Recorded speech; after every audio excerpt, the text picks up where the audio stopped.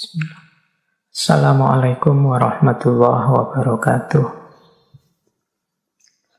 Bismillahirrahmanirrahim.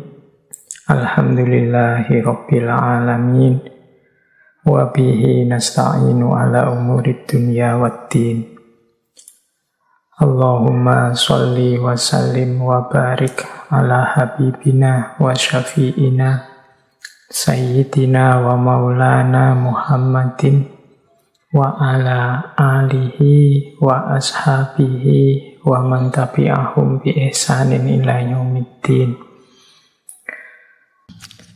Mari kita mulai belajar saja, kita mencari hikmah-hikmah kearifan-kearifan hidup.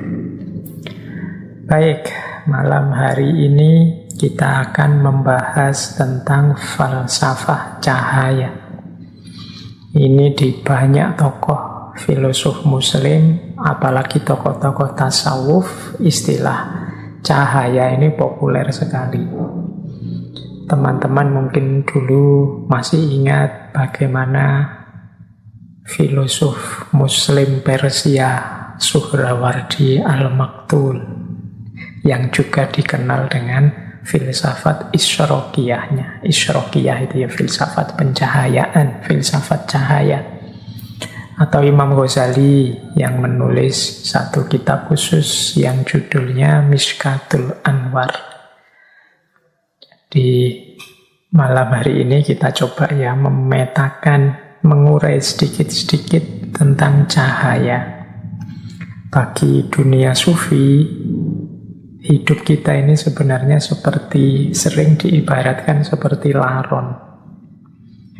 Laron itu kan yang dia cintai adalah cahaya. Jadi kehadiran laron itu hakikatnya untuk mencari cahaya.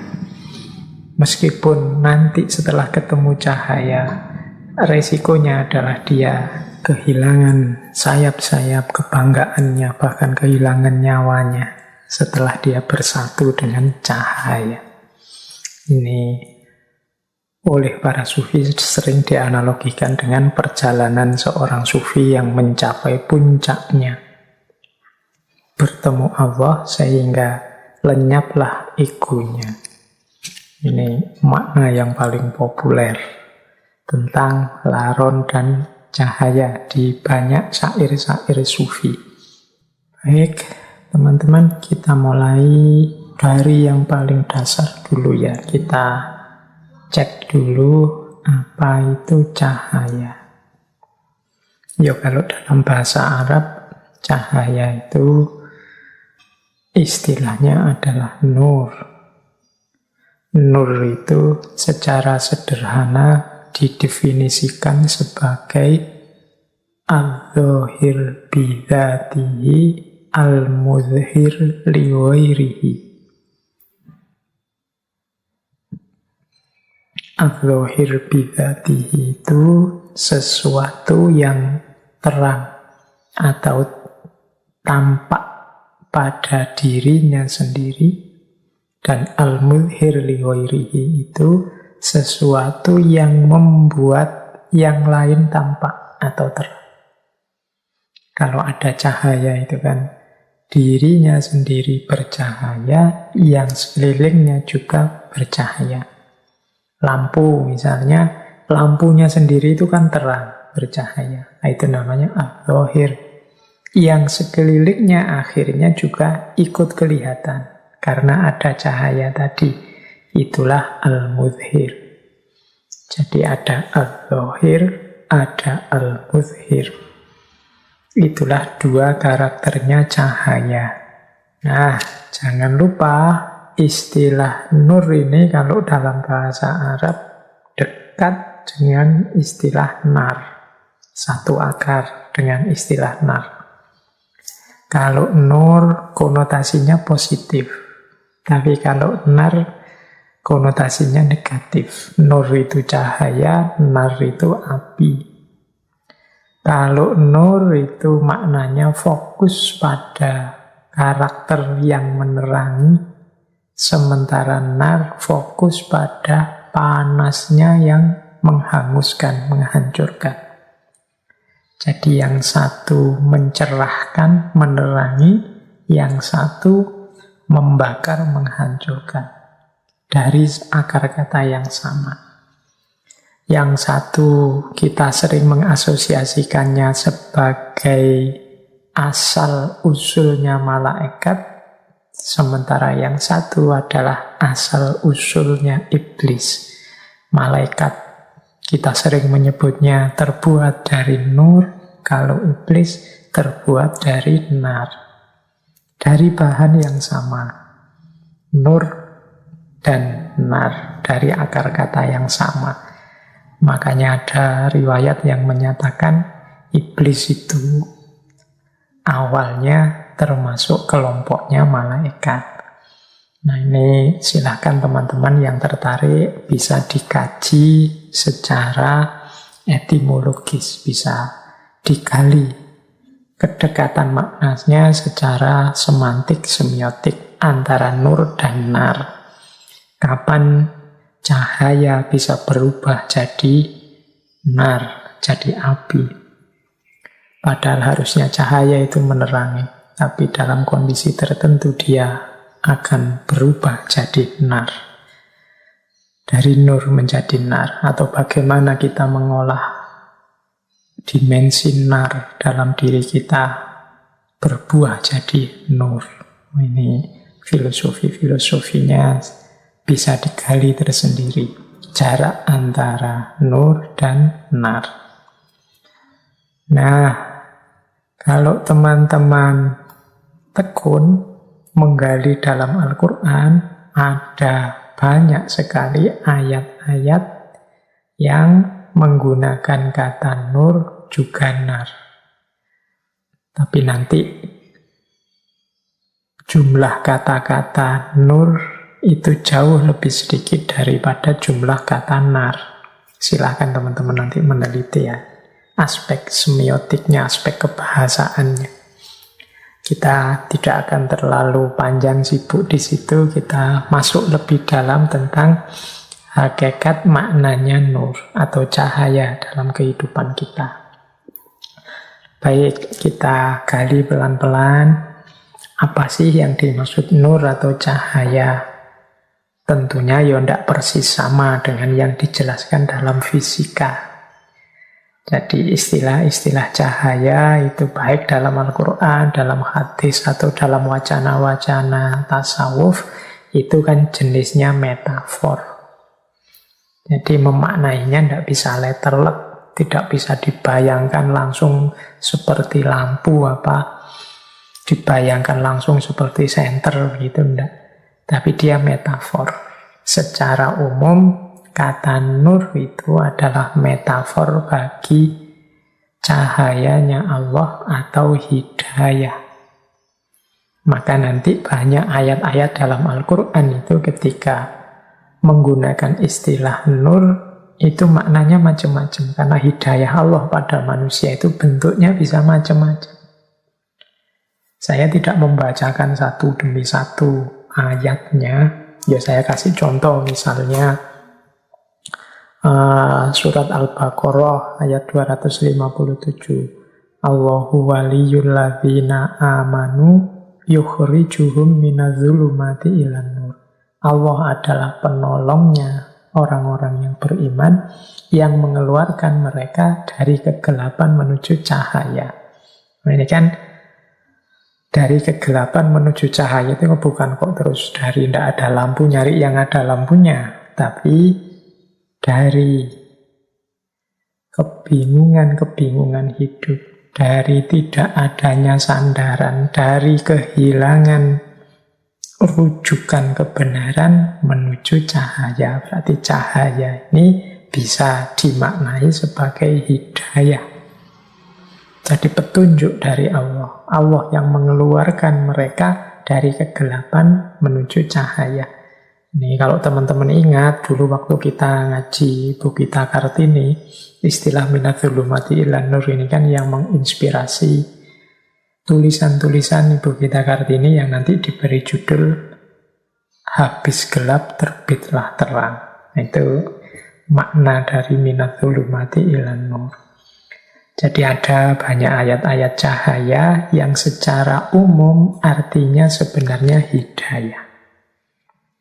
Jadi hidayah itu berarti petunjuk dari Allah. Kita kan sering ya mendoakan teman kita dapat hidayah belakangan ini. Kalau ada orang yang menurut kita tidak karu-karuan, terus kita biasanya mengkritiknya dengan kalimat, semoga engkau mendapat hidayah. Nah itu sebenarnya istilah hidayah itu sering digunakan metafor cahaya. Nah, metafor cahaya ini yang maknanya secara umum adalah hidayah, kalau dalam Al-Quran macam-macam bentuknya hidayahnya Allah kepada manusia. Di catatan saya, kata-kata nur itu bisa punya beberapa arti yang semuanya konotasinya hidayah. Yang pertama di catatan saya, nur itu artinya ya Allah. Jadi termasuk dari ayat yang sangat populer tentang cahaya, yang Allahu nurus samawati wal ardh. Jadi Allah adalah cahaya langit dan bumi. Jadi Allah lah yang memberi hidayah pada kita, yang memberi petunjuk kepada kita, justru Allah sendiri. Jadi maknanya ada kalanya cahaya itu ya Allah. Ada kalanya cahaya itu Rasulullah. Jadi petunjuk yang bisa kita ikuti antara lain ya Rasulullah. Bahkan dalam dunia tasawuf, teman-teman mungkin masih ingat dulu kita mengkaji Ibnu Arabi, mengkaji tokoh-tokoh sufi yang falsafi, itu ada istilah Nur Muhammad. Cahaya Muhammad. Nah ini kehadiran Rasulullah saja itu sudah merupakan hidayah yang luar biasa bagi manusia. Apalagi tuntunan-tuntunan beliau, baik melalui Al-Quran maupun melalui hadis. Jadi yang kedua, maknanya nur atau yang dalam makna metafor hidayah itu ya Rasulullah sendiri. Yang ketiga, nur itu adalah Al-Quran.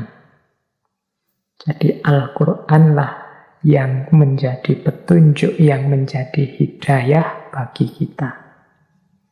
Yang ketiga, banyak ayat-ayat yang secara letterlek menyebut bahwa Al-Quran adalah cahaya.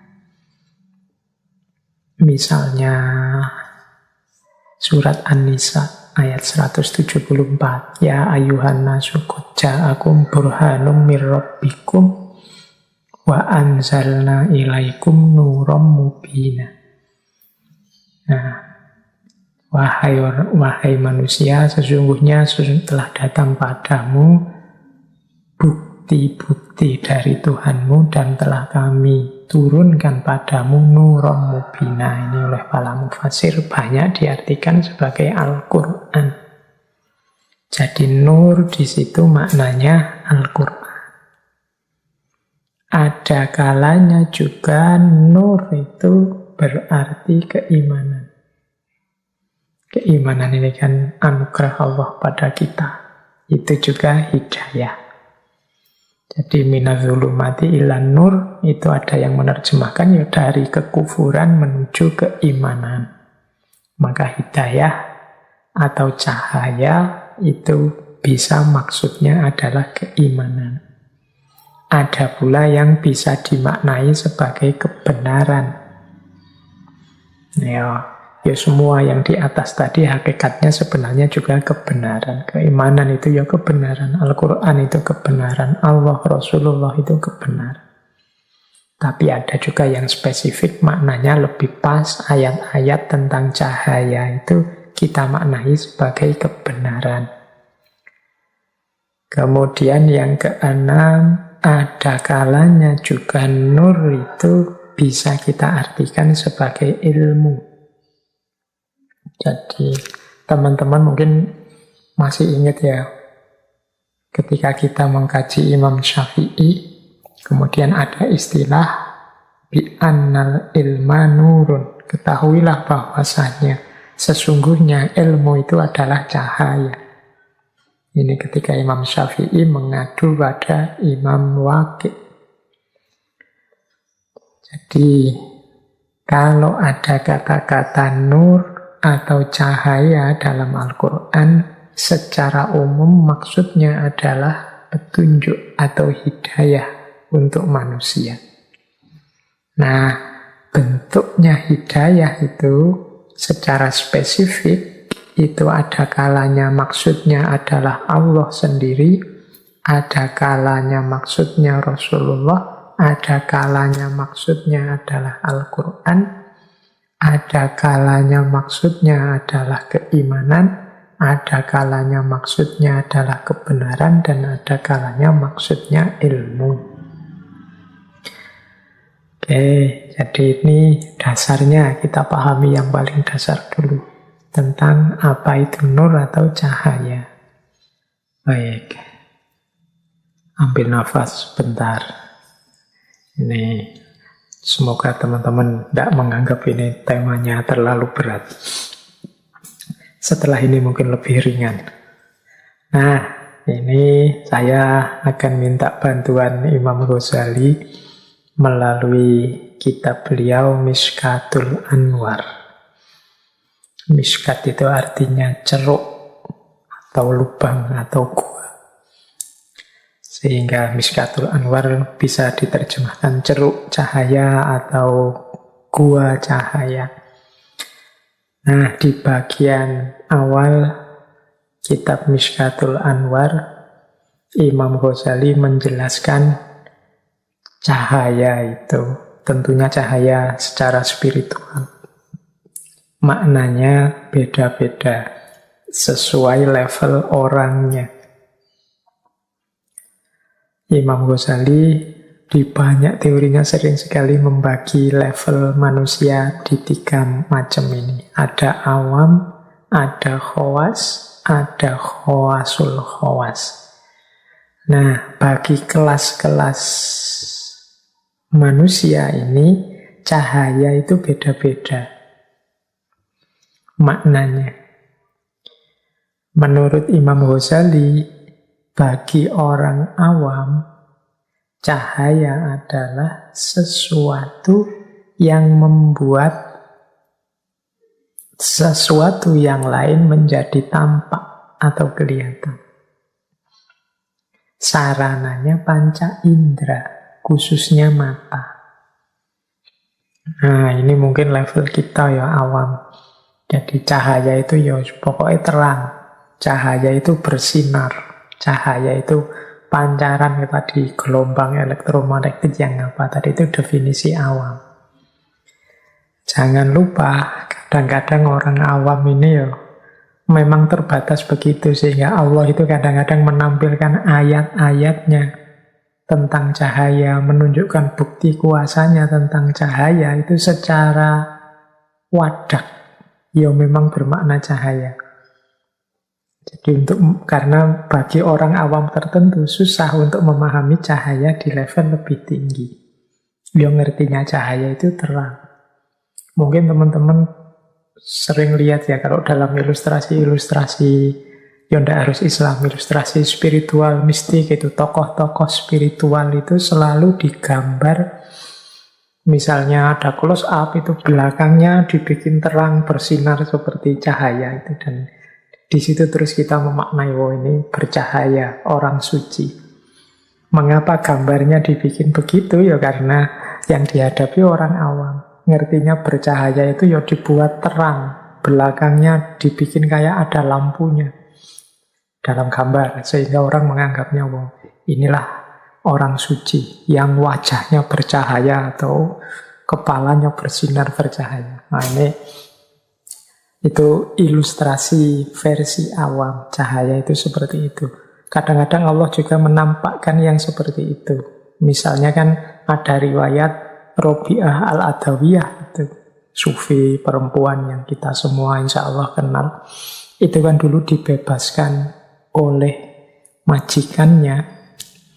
Ketika suatu malam majikannya melihat beliau sedang beribadah dan bercahaya tubuhnya.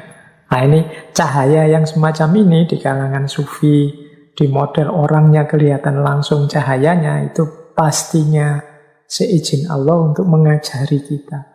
Karena akal kita, penangkapan kita tidak nyampe dengan makna cahaya yang lebih dalam. Kita ngertinya cahaya itu yang murub, memancar, kelihatan nyata. Ada cerita yang terkenal sekali dalam dunia sufi. Jadi ada salah seorang sufi yang beliau ini gelarnya cahaya, An-Nuri. Nama lengkap beliau adalah Abu Husain Ahmad An-Nuri. Ini sufi besar, temannya Syekh Junaid Al-Baghdadi yang dulu pernah kita bahas. Jadi Syekh Abu Hasan Ahmad An-Nuri ini, mengapa digelari An-Nuri? An-Nuri itu berarti manusia yang bercahaya. Karena ada riwayat beliau ini kalau bicara, misalnya ruangannya gelap, sehingga tidak kelihatan apa-apa, dari mulutnya keluar cahaya, sehingga satu ruangan terus terang benderang. Mungkin pernah ada cerita beliau sedang berceramah atau memberi nasihat dan dalam gelap gulita, tapi dari mulut beliau keluar cahaya sehingga ruangannya jadi terang benderang. Ada riwayat begitu. Ada juga riwayat yang menyatakan ya beliau ini punya satu tempat khusus di tengah padang pasir untuk kholwat sepanjang malam. Nah, saat beliau kholwat ini di malam hari, tepat di atas tempat beliau kholwat itu memancar cahaya yang terang sekali. Oh ini. Jadi dari dua pengalaman itu terus beliau digelari An-Nuri. Apa kalau tidak begitu beliau tidak dekat dengan Allah? Imam Abu Husain Ahmad ini, untuk siapa sih cahaya itu? Nah, kalau menggunakan teorinya Imam Ghazali tadi, cahaya yang memang wadak, kelihatan bercahaya, murub, itu sebenarnya untuk kita. Jadi itu bukti, itu mungkin ayat, itu mungkin petunjuk Allah untuk kita. Untuk menunjukkan pada kita, untuk mengikuti kebaikan-kebaikan, mengikuti amal soleh, mengikuti beliau, para kekasihnya. Kalau para kekasih itu sendiri sebenarnya mungkin tidak butuh cahaya-cahaya yang semacam itu. Kitalah yang butuh untuk bisa mendeteksi di mana para kekasih Allah itu adanya. Nah, sehingga oleh Allah memang ditampilkan dalam bentuk wadak yang verbal, ada cahaya yang memancar. Nah, ini meladeni kita yang makomnya masih awam. Kita biasanya kalau ketemu yang luar biasa seperti itu kan baru terus ikut, baru terus percaya. Kalau tidak ada itunya tidak percaya duluan. Oke, jadi ini makna cahaya level pertama. Kita butuh ada cemelorotnya, kita butuh ada terangnya, ada memancarnya, baru kita percaya kehadirannya, tajallinya Allah. Itu makna dasar yang pertama. Ada makna kedua. Ini nur bagi khawas. Nur bagi khawas ini jalannya adalah pemahaman. Sarananya akal. Jadi ini menangkap kebenaran, menangkap hidayah. Nur tadi kan maknanya hidayah. Menangkap petunjuknya Allah dengan jalan akal. Bagi teman-teman yang tekun belajar, mencari ilmu, mengejar hikmah, ini sebenarnya kita sedang mencari cahaya, mencari hidayah di level kedua. Jadi level orang-orang khawas. Ya saya tidak berani bilang bahwa kita ini ada di makom khawas. Ya kita ini makomnya masih awam, berusaha naik untuk ke makom khawas. Ya kita belajar yang sebenarnya semoga kita bisa naik levelnya sedikit ke makom khawas. Jadi memahami cahaya Allah lewat jalan akal, dengan jalan belajar, dengan jalan mencari guru, dengan jalan membaca kitab, dan lain sebagainya. Nah, ini kita sebenarnya sedang mengejar cahaya. Mengejar cahaya di level khawas. Sarananya akal. Apa bisa? Bisa. Jadi akal kita itu ya perangkat yang istimewa, yang dianugerahkan oleh Allah. Pastinya juga bisa mencapai dan menemukan kebenaran. Oke, kalau ini level kedua. Ada level ketiga, yaitu makom khawasul khawas. Makom khawasul khawas ini kesannya yang kita pahami selama ini, kalau versinya Imam Ghazali selalu makom para kekasih Allah, orang-orang yang dekat dengan Allah. Nah, ini adalah orang yang menemukan cahaya lewat jalur sufi saat mereka mengalami kasyaf. Sarananya adalah kebebasan. Bebasnya akal dari khayalan, dari waham, dari pandangan-pandangan yang duniawi dan lain sebagainya. Jadi jiwanya bersih, isinya hanya Allah saja, maka dia bisa memantulkan cahayanya Allah dengan sempurna. Kalau ini namanya nur bagi khawasul khawas. Ini makom yang tinggi para kekasih Allah. Jadi cahaya itu ada nur di level awam, ada nur di level khawas, ada nur di level khawasul khawas. Ini bisa dibahas di Mishkatul Anwar. Nah, saya lanjutkan. Ini sedikit melanjutkan ke Mishkatul Anwar. Menurut Imam Ghazali, hadirnya cahaya itu berdialektika dengan tiga hal dalam hidup kita. Jadi hidup kita ini kalau ingin utuh dan benar orientasinya, arahnya tidak sesat, itu butuh tiga komponen. Yang pertama az-zuhur, yang kedua al-ain, dan yang ketiga an-nur. Ini kalau kita terjemahkan letterleknya dulu sebelum masuk ke makna yang lebih dalam. Al-ain itu mata, an-nur itu cahaya, az-zuhur itu sesuatu yang tampak atau barangnya. Mudahnya begini. Misalnya sekarang saya melihat HP. HP-nya harus ada, mata saya sehat, dan harus ada cahaya. HP-nya sendiri itu az-zuhur, mata saya yang sehat al-ain, kemudian an-nur itu cahaya. Harus ada tiga komponen ini baru saya bisa memahami dengan benar adanya HP di depan saya ini. HP-nya ada, matanya sehat, tapi cahaya tidak ada, maka tidak ada gunanya mata dan HP tadi, wong tidak kelihatan. Ini kalau saya tarik ke makna yang lebih dalam, akalnya sehat, kebenaran kenyataannya ada, tapi hidayah dan petunjuknya Allah tidak masuk, ya kita tidak akan menemukan kebenaran itu, kita tidak akan melihat kebenaran itu.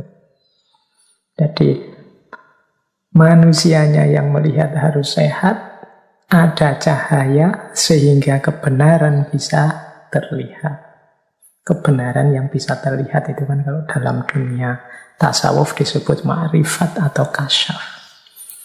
Jadi ini tiga komponen yang berhubungan dengan cahaya dalam kehidupan kita. Al-ain, an-nur, az-zuhur. An-nurnya ada, hidayah Allah ada, Al-Quran, Rasulullah, kemudian keimanan ada. Al-zuhurnya ada, tapi al-ainnya tidak sehat. Pikirannya tidak jernih. Batinnya diliputi hawa nafsu. Maka cahaya tadi juga sia-sia.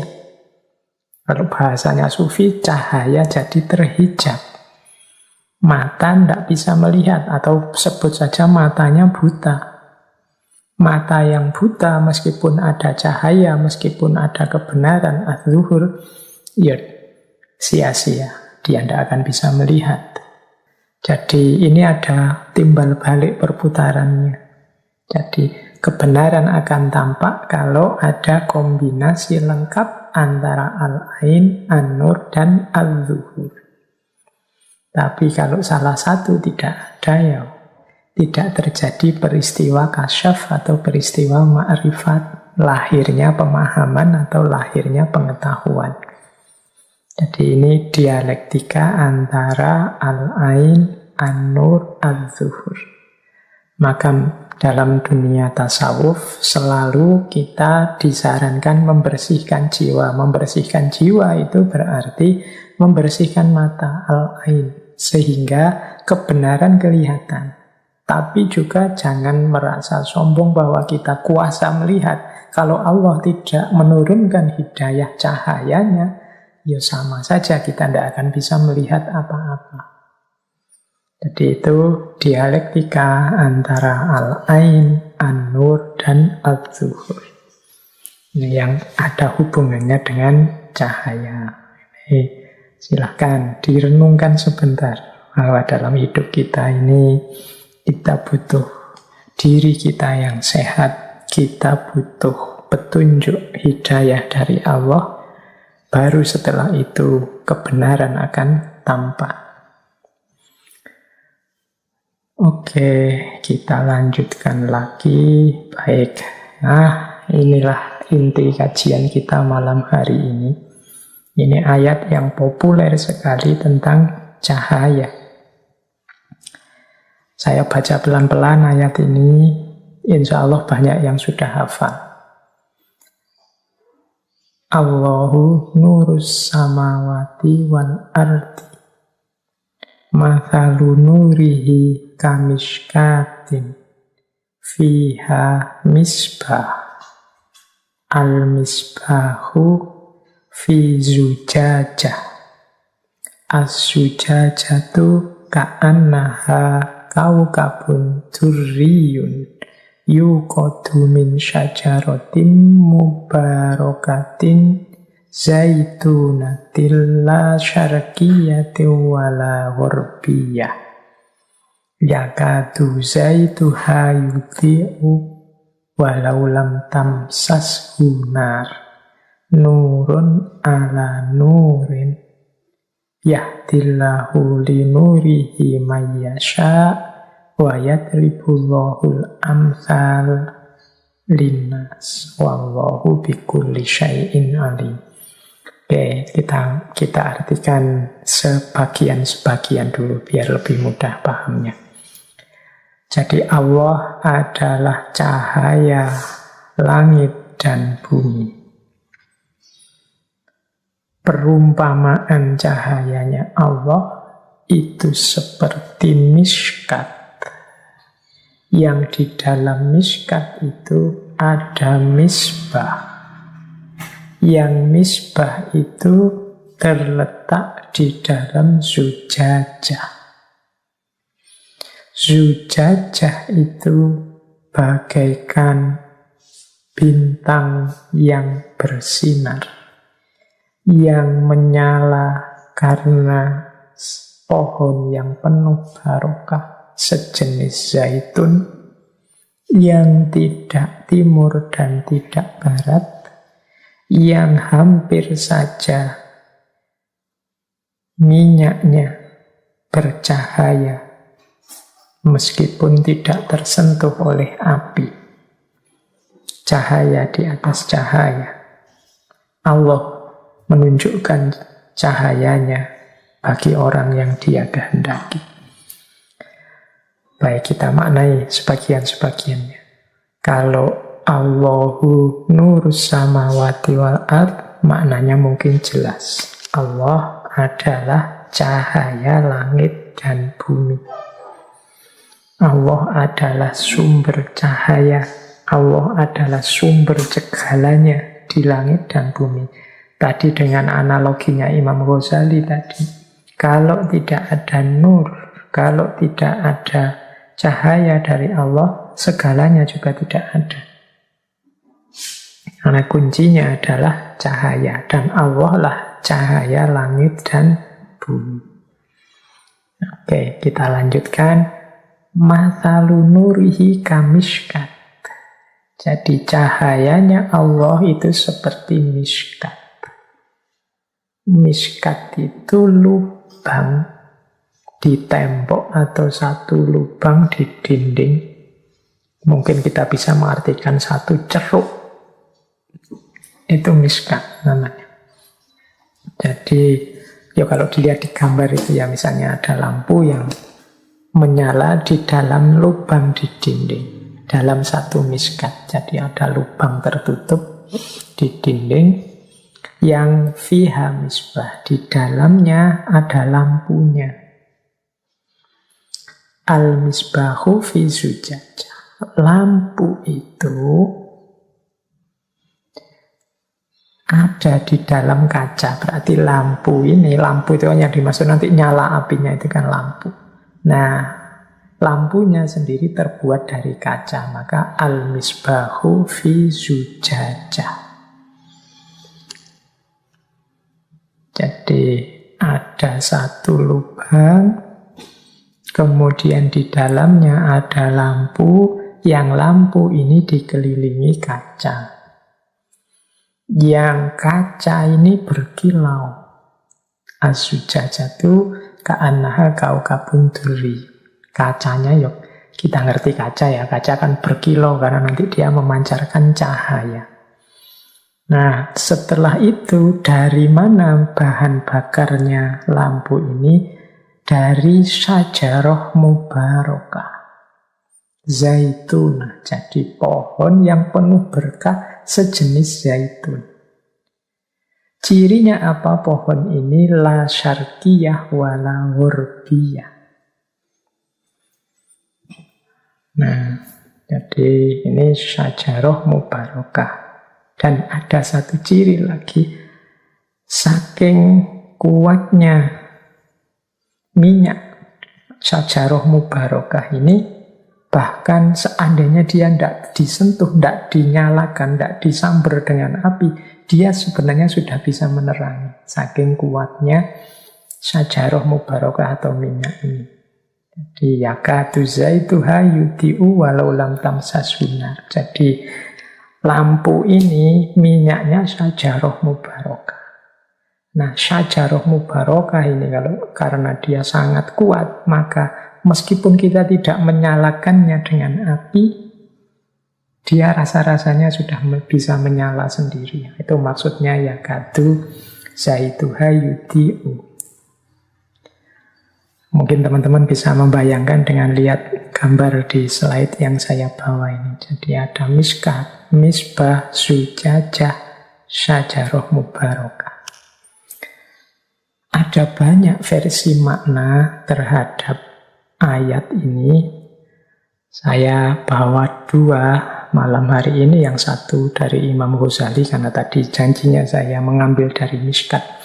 Tapi sebelum saya masuk ke miskat, ada makna yang populer. Jadi ayat ini dimaknai secara umum dengan model seperti ini. Jadi yang pertama miskat. Miskat itu yang tadi kita sebut gua tadi, atau ceruk di dinding. Secara umum maknanya miskat itu dunia batin atau rohaninya manusia. Mengapa disebut dunia batin? Ya kan batin kita kan agak di dalam. Sama seperti ceruk tadi, dia agak masuk ke dalam, tidak di luar. Jadi miskat itu dunia batin kita, dunia rohani kita. Nah, dalam dunia rohani kita itu ada misbah. Misbah itu ada lampu yang menerangi. Ini yang tadi saya sebut hidayah, cahaya. Nah, tafsir-tafsir secara umum banyak mengartikan misbah itu ya keimanan dan juga Al-Quran. Tadi kan di atas saya jelaskan di antara makna cahaya, antara lain ya keimanan, ya Al-Quran. Jadi yang menerangi batin kita yang di dalam ini adalah lampu yang jenisnya adalah keimanan atau Al-Quran. Berarti tanpa adanya keimanan, tanpa adanya Al-Quran, berarti dunia batin kita kehilangan hidayah dan dia akan gelap. Karena tidak ada lampunya. Nah, lampu ini dikelilingi oleh zujajah, kaca. Kaca inilah nanti yang memancarkan, membantu cahaya memancar lebih luas. Yang bisa memancarkan cahaya itu bantuan dari zujajah. Zujajah ini biasanya diartikan hati kita, kolbunya manusia. Makanya ada uraian, ulasan bahwa hati itu kuncinya manusia. Kalau kolbunya kotor, ibarat zujajah kaca tadi, maka dia gelap, dia kotor. Banyak tertutup oleh kotoran. Kalau dia tertutup oleh kotoran, ya sinarnya misbah tadi tidak akan bisa memancar keluar. Jadi keimanan kita, hidayah dari Al-Quran tadi tidak bisa memancar keluar. Kita tidak akan mendapat petunjuk dari sana. Kenapa? Hati kita kotor. Ibaratnya zujajah tadi, kacanya kotor. Kalau kacanya kotor, ya tidak bisa kita memanfaatkan lampu tadi, cahaya tadi. Bukan karena lampunya tidak ada. Bukan karena Allah tidak mau lagi memberi hidayah atau petunjuk pada kita, tapi hati kita sendiri yang kotor, kacanya sendiri yang kotor, sehingga lampunya tidak memancar keluar.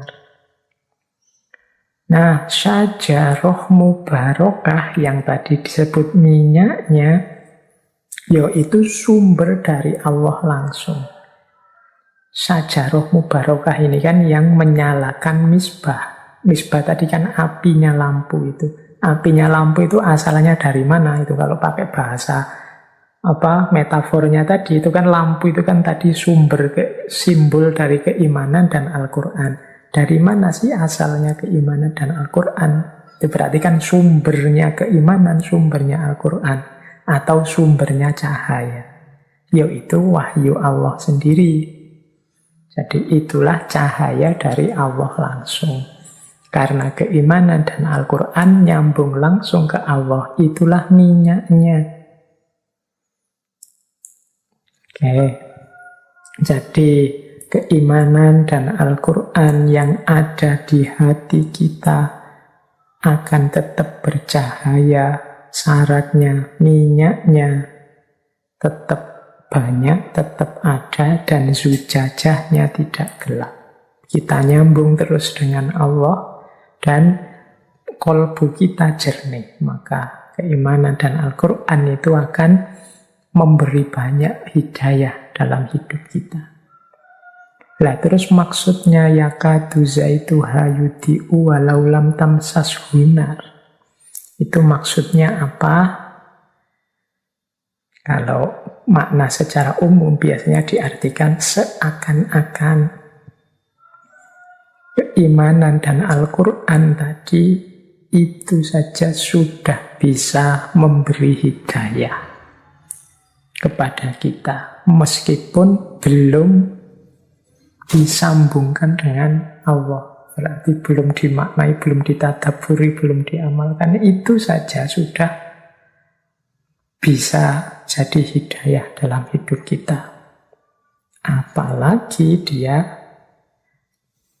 dinyalakan dengan apinya Allah. Kita sambungkan hati kita dengan Allah langsung. Maka dia akan semakin menjadi hidayah dalam hidup kita. Jadi itu meskipun tidak kita Al-Quran dan Keimanan itu meskipun hanya kita percayai saja, tidak kita kelola secara mendalam, ini kan biasanya dimaknai begitu, dia sudah bisa jadi hidayah. Tapi jangan takut, Allah dalam posisi sajarah mubarakah selalu menambahkan apinya. Sehingga misbah semakin terang, petunjuk selalu hadir dalam hidup kita. Nah ini biasanya maknanya secara umum itu. Jadi ada miskat, ada misbah, ada zujajah, ada syajarah mubarakah. Ya kadu zaitu ayudi walau lam tamsasuna. Seakan-akan Al-Quran itu sudah memberi hidayah meskipun belum dibaca, belum dihafal, belum ditadaburi, belum diamalkan. Apalagi kalau sudah dibaca, dihafal, ditadaburi, diamalkan. Dia akan semakin memberi hidayah kepada kita. Jadi ada makna yang seperti ini. Baik, ini makna umum ya, yang banyak kita temukan di tafsir-tafsir. Sekarang kita coba masuk ke makna dari Imam Ghazali dalam Mishkatul Anwar. Nah, kita mulai. Menurut Imam Ghazali, ini saya awali dari Allahu nurus samawati wal ardh. Ini dalam Mishkat dijelaskan maksudnya Allahu nurus samawati wal ardh itu Allah lah satu-satunya yang bisa disebut cahaya yang sejati. Yang lain hanya cahaya yang sifatnya alegori. Allah lah yang mencahayai segalanya dan tidak butuh cahaya apapun yang lain karena Allah adalah sumber segala cahaya. Sementara yang lain membutuhkan cahaya dari Allah.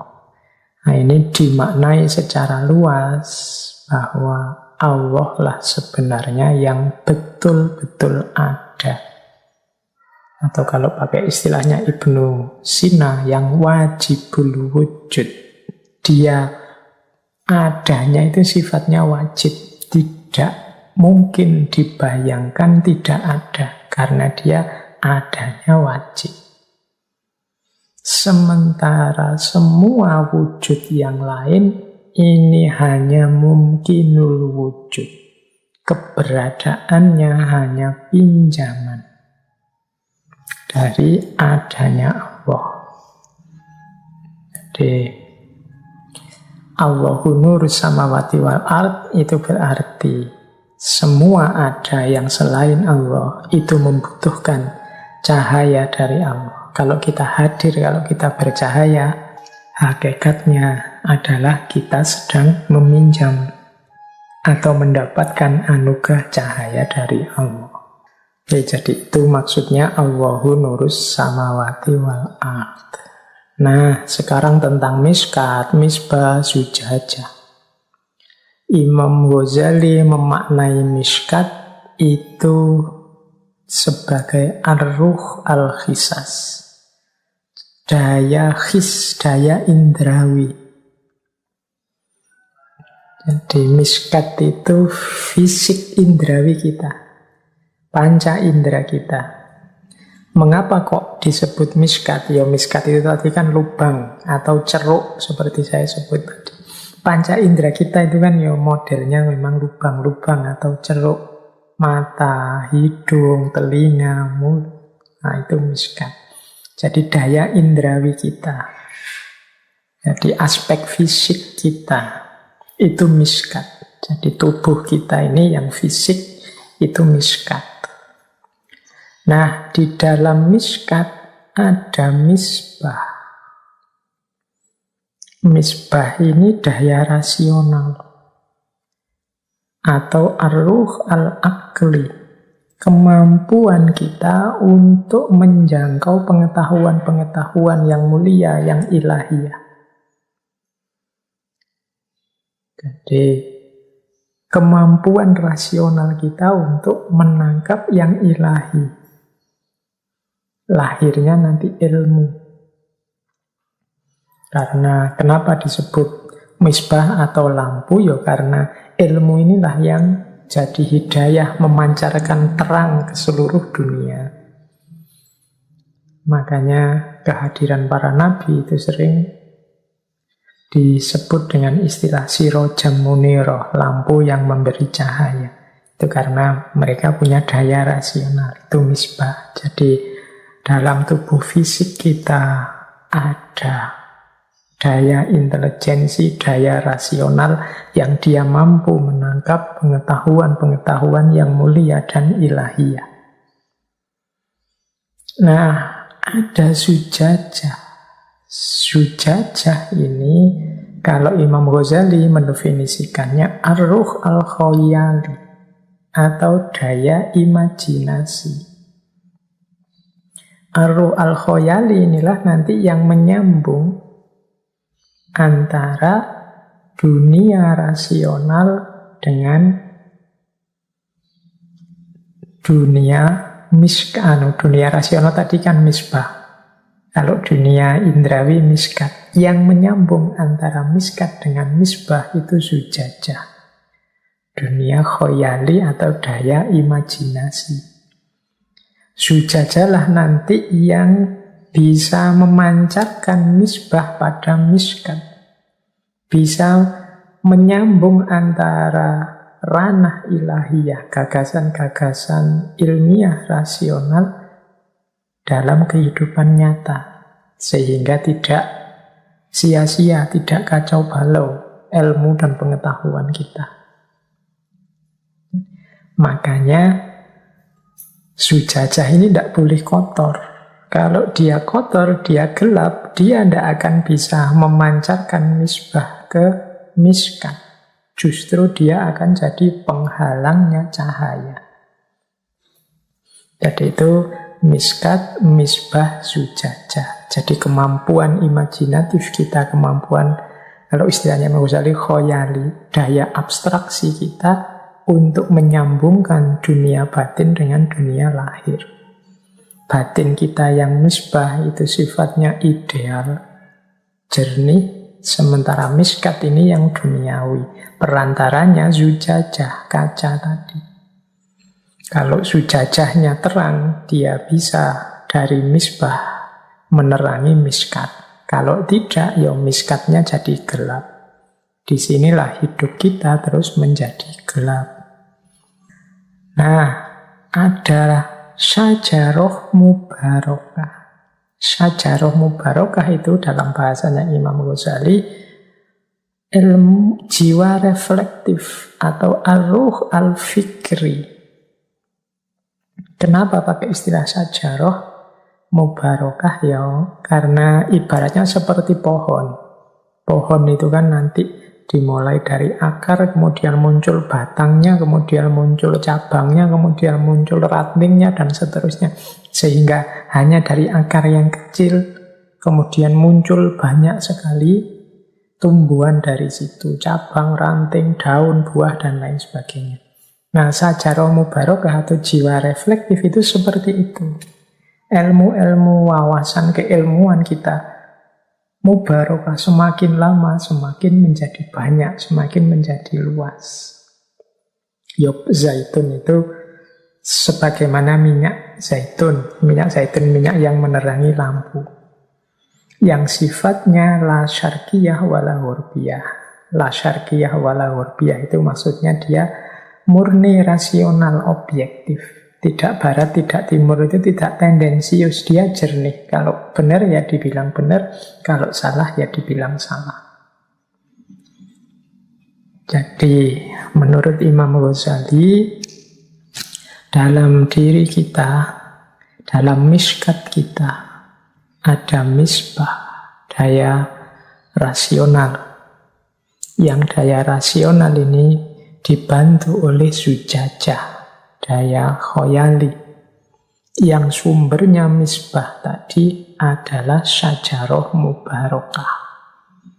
Jiwa yang reflektif. Jiwa yang reflektif itu berarti jiwa yang menyambung langsung dengan Allah. Ar-ruh al-fikri, yang berpikir secara reflektif. Yang dia ini dalam kebenaran dia murni, rasional, objektif, jernih. Kalau iya ya dibilang iya, kalau tidak ya dibilang tidak. Kalau masih syarqiyah atau masih ghorabiyah berarti belum murni. Berarti zujajahnya masih agak kotor. Nah, kemudian ada yakadu zaituha yudi'u walau lam tamsas hunar. Yakadu zaituha yudi'u walau lam tamsas hunar itu kalau menurut Imam Ghazali melambangkan jiwanya para sufi. Kalau tadi sajarah mubarakah jiwa reflektif, kalau ini daya suci, daya profetik, daya kenabian yang biasanya dimiliki para wali. Kondisi murni, kondisi jernih itu kan yang punya adalah para kekasihnya Allah. Nah, para kekasih Allah ini loh yang yakadu zaituha yudi'u walau lam tamsas hunar. Orang-orang ini dalam dirinya sendiri sudah ada cahaya.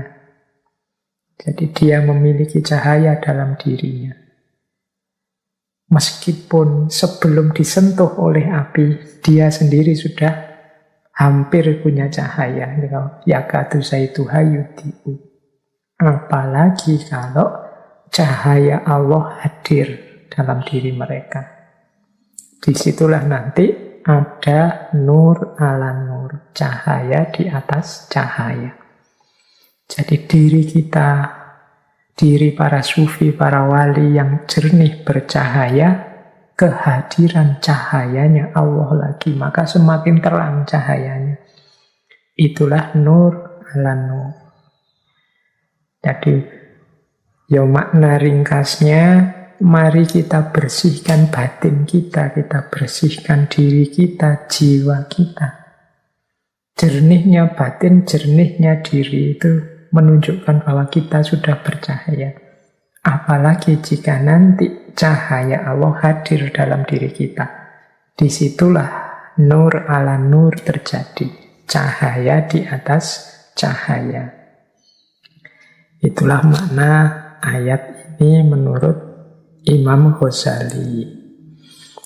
Baik, ambil nafas sebentar ya. Itu tadi kita baru membahas surat An-Nur ayat 35 yang sering dikutip oleh banyak orang. Oke, kita lanjutkan lagi.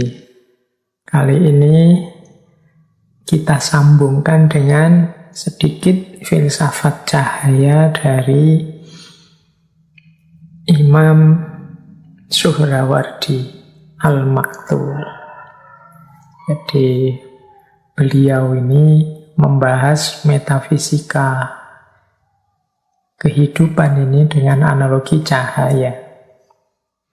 Melanjutkan gagasan-gagasan beberapa filosof muslim sebelumnya. Nah, populer sekali dalam gagasannya Syekh Suhrawardi ini menganalogikan cahaya. Keberadaan Allah sebagai cahaya itu dianalogikan dengan cahaya matahari. Jadi cahaya yang jadi sumber segala cahaya. Jadi coba dibayangkan ya cahayanya matahari itu. Jadi sebagaimana karakternya semua jenis sumber cahaya, semakin dekat dengan sumber cahaya itu semakin terang. Semakin jauh dari sumber cahaya itu akan semakin gelap. Ini gagasan semacam ini kalau teman-teman ingin menggali lebih jauh ada pengaruh dari Neoplatonisme. Plotinus, dulu juga kita sudah pernah mengkaji ini. Jadi maksudnya apa? Kita ini, tadi kalau menurut Ghazali kan, keberadaan kita itu sebenarnya hanya mungkinul wujud. Karena pinjaman cahaya dari Allah lah, maka kita ini ada. Berarti apa? Kalau ingin cahaya kita semakin terang, harusnya kita semakin mendekat pada Allah, yang itu adalah sumber segala cahaya. Jadi kalau dianalogikan dengan matahari, ya kalau kita semakin jauh dari matahari, kita akan semakin gelap, karena semakin jauh dari jangkauan cahaya. Semakin kita mendekat ke matahari, semakin kita akan terang. Maka level batin kita ditentukan oleh dekat tidaknya kita dengan Allah. Disitulah terjadi gradasi cahaya. Gradasi cahaya, gradasi itu kan diawali dari terang, kemudian tambah lama, tambah gelap, tambah gelap. Nanti dikembangkan juga gradasi cahaya ini berhubungan dengan tingkatan wujud. Wujud yang semakin jauh dari pusat cahaya, ya wujud yang semakin gelap. Wujud yang semakin dekat dengan cahaya, wujud yang semakin terang, semakin hakiki. Semakin jauh dari cahaya, semakin semu. Nah, jadi ada hubungannya dengan gradasi cahaya dan tingkatan wujud. Hidup kita ini selalu ditekankan ilaihi roji'un, kembali lagi pada Allah.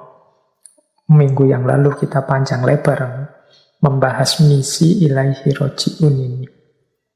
Berarti apa? Kita berupaya untuk kembali pada pusatnya cahaya, yaitu Allah.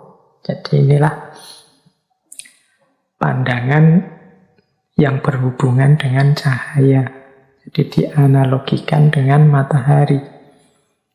Jadi batin kita semakin dekat dengan Allah akan semakin terang.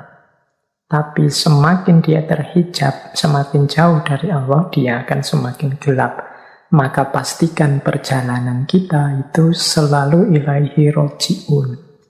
Berarti perjalanan yang senantiasa menuju cahaya, bukan perjalanan yang menjauh dari cahaya. Semakin dekat dengan cahaya, semakin naik level wujud kita. Makanya manusia itu ada yang disebut ahsanu taqwim, ada yang disebut asfala safilin.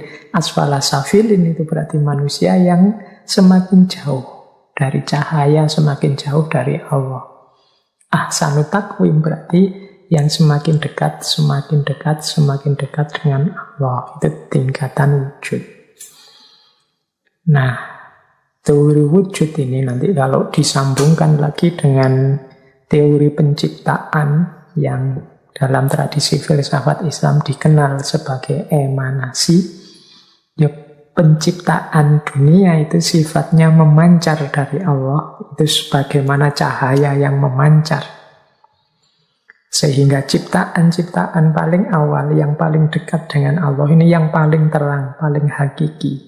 Semakin jauh dari Allah, semakin gelap, semakin gelap.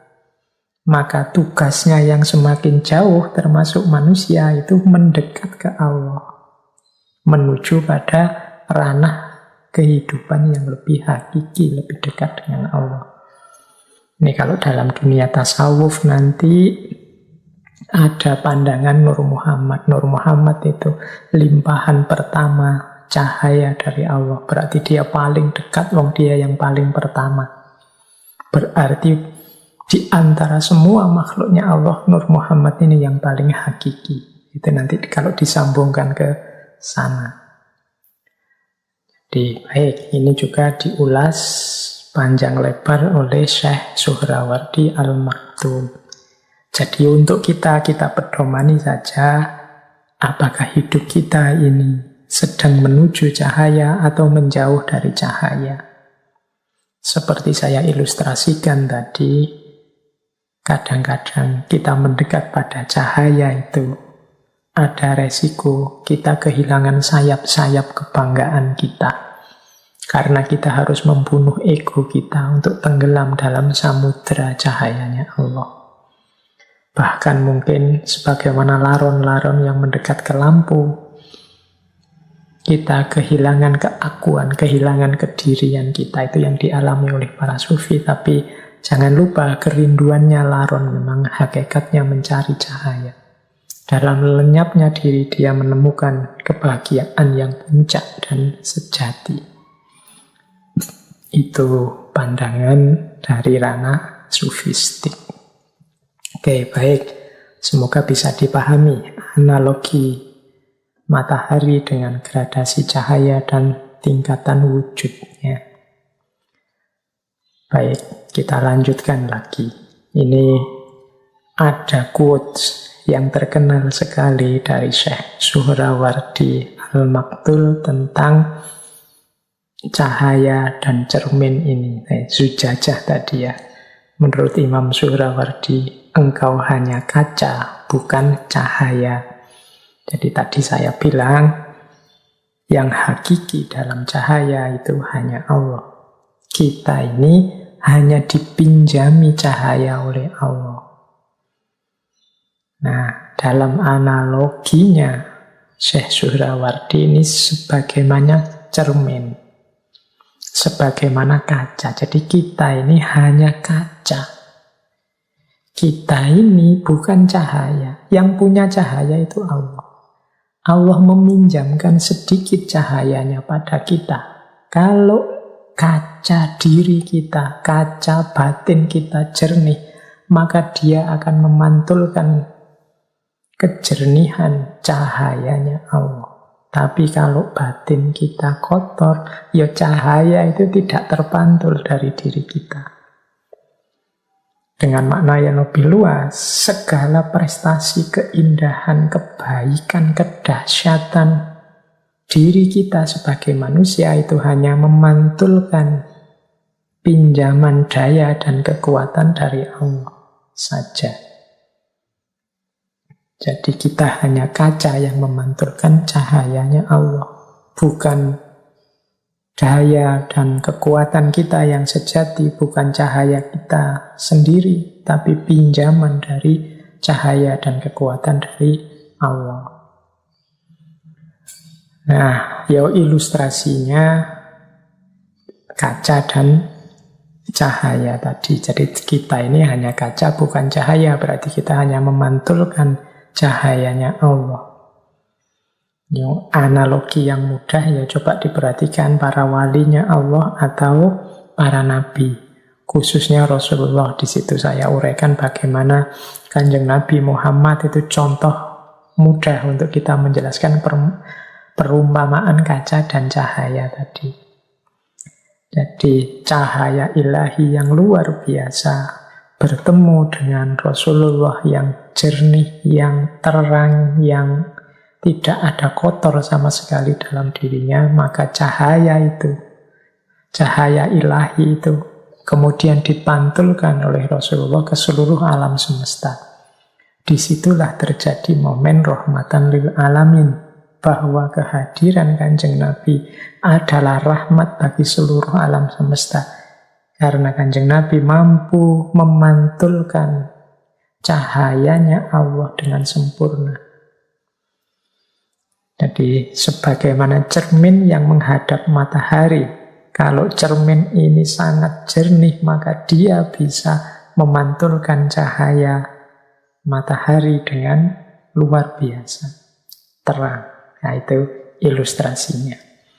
Maka sejauh mana kita bisa memanifestasikan dalam hidup kita diri kita sebagai rahmatan lil alamin, berarti sejernih apa kaca diri kita, sejernih apa batin kita yang mampu memantulkan cahaya Allah yang hadir dalam diri kita.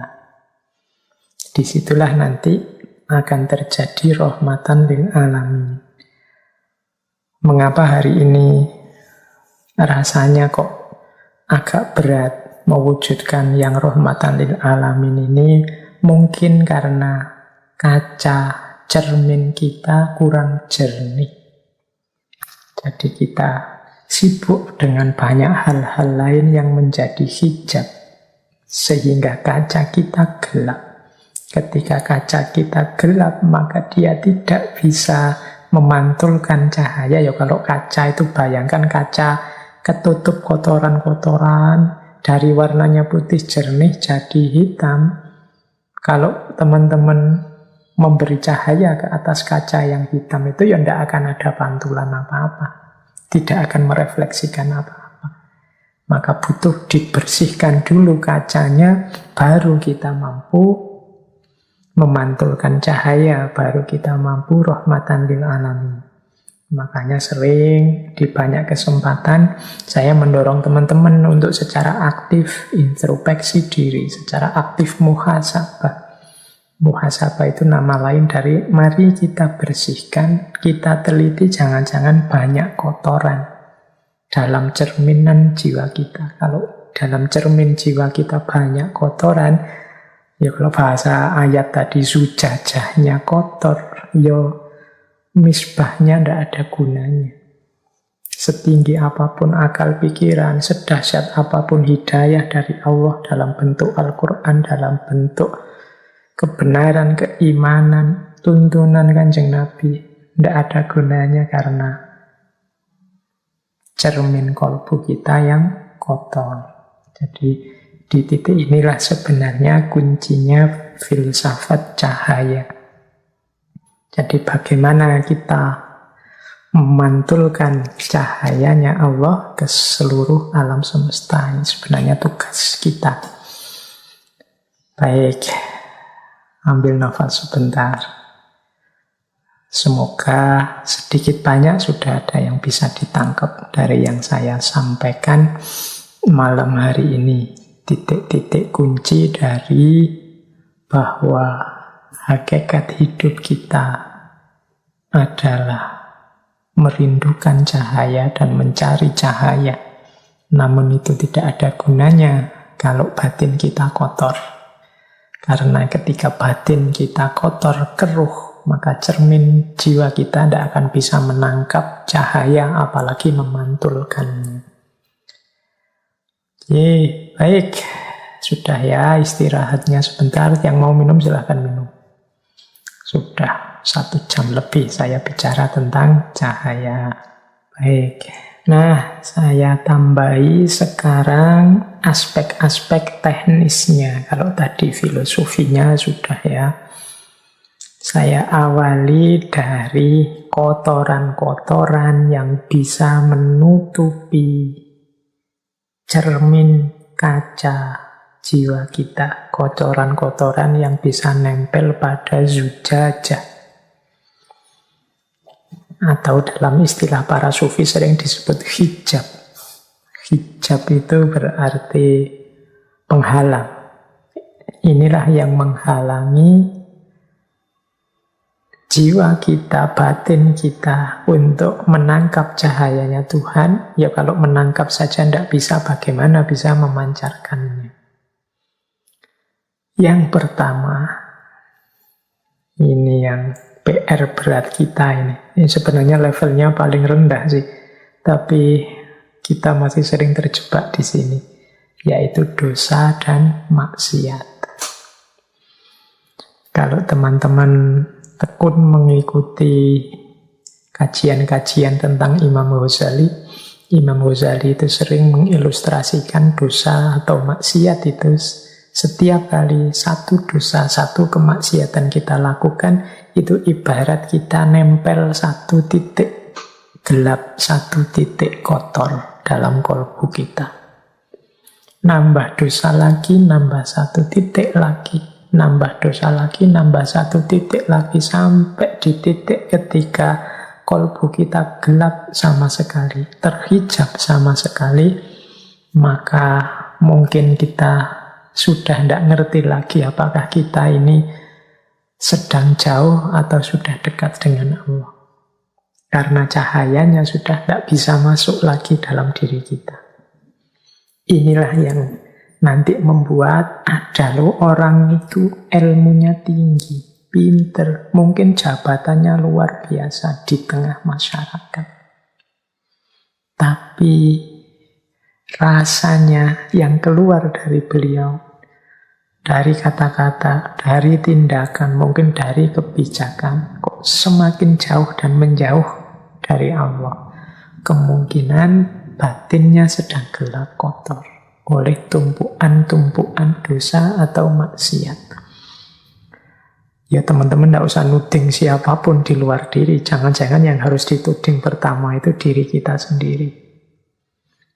Ini teman-teman yang dengerin ngaji ini kan paling tidak juga banyak aktif di kajian-kajian, sering mendengarkan kajian ustadz siapa, kajian tokoh siapa. Itu harusnya referensi baik buruk kita lengkap. Referensi mana yang utama, mana yang hina itu lengkap. Tapi mengapa kok tidak jalan? Itu kemungkinan karena hidayah Allah tidak kelihatan.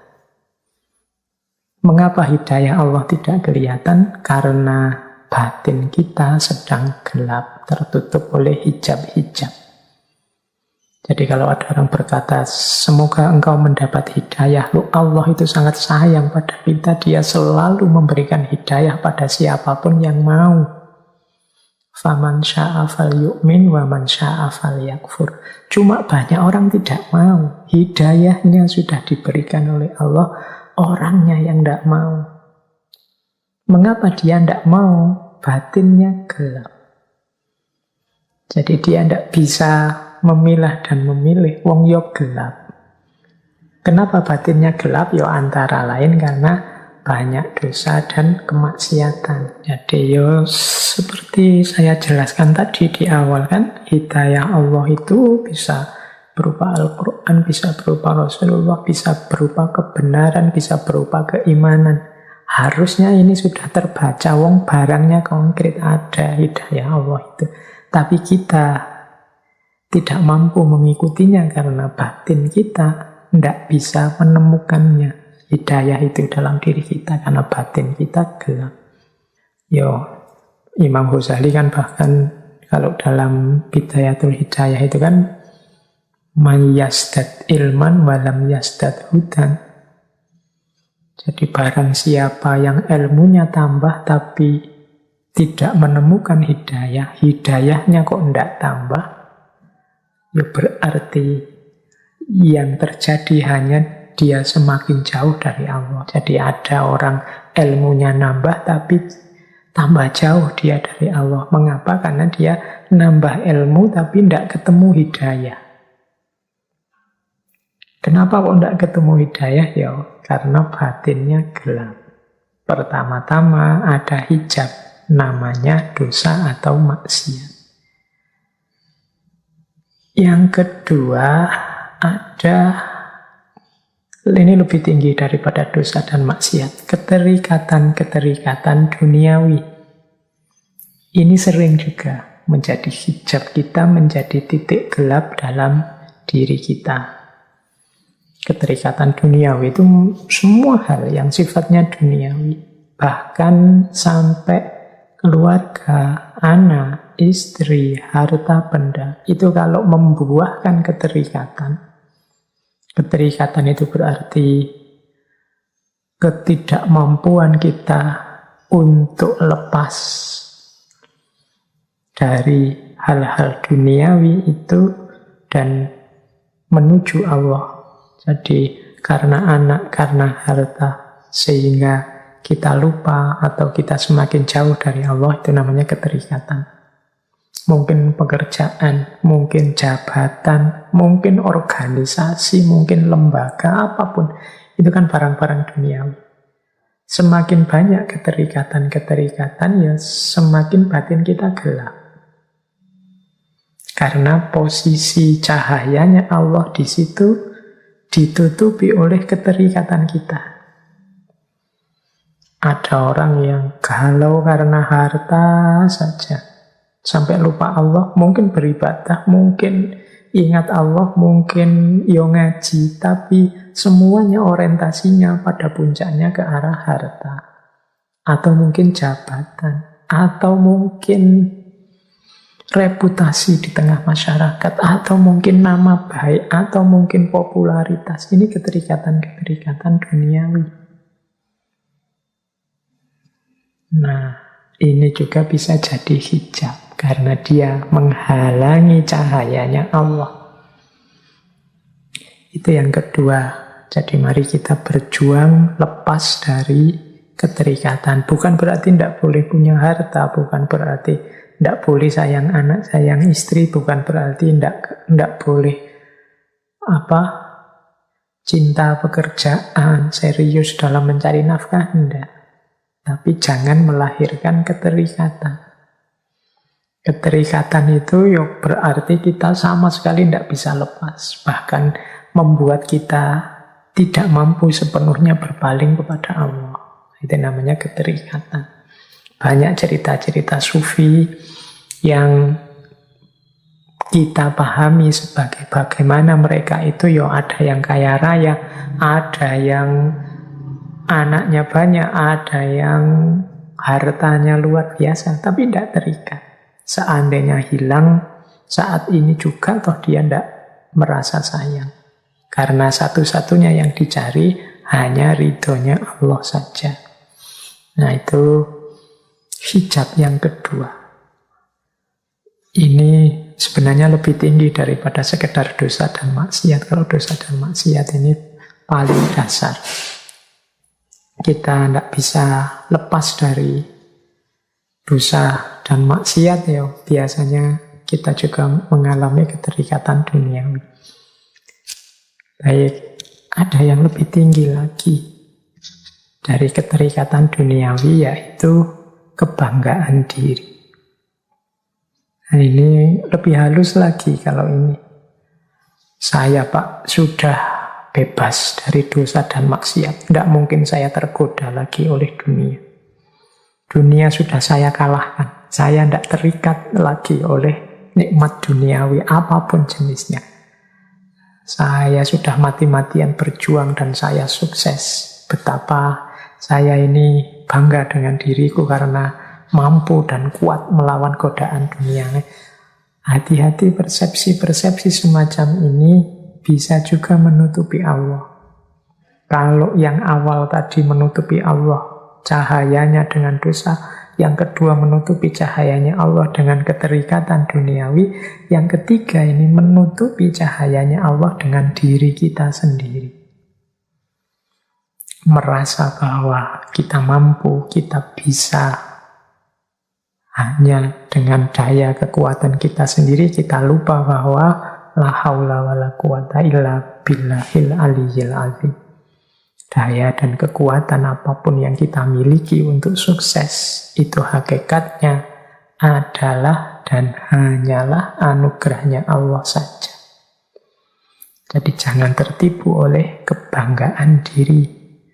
Apapun sukses, apapun keberhasilan, termasuk keberhasilan menjernihkan diri, keberhasilan membersihkan kaca batin kita, itu hakikatnya adalah anugerah Allah juga. Maka satu-satunya yang pantas dan layak kita lakukan adalah bersyukur. Alhamdulillahi Rabbil Alamin. Nah, ini hijab yang ketiga, ego.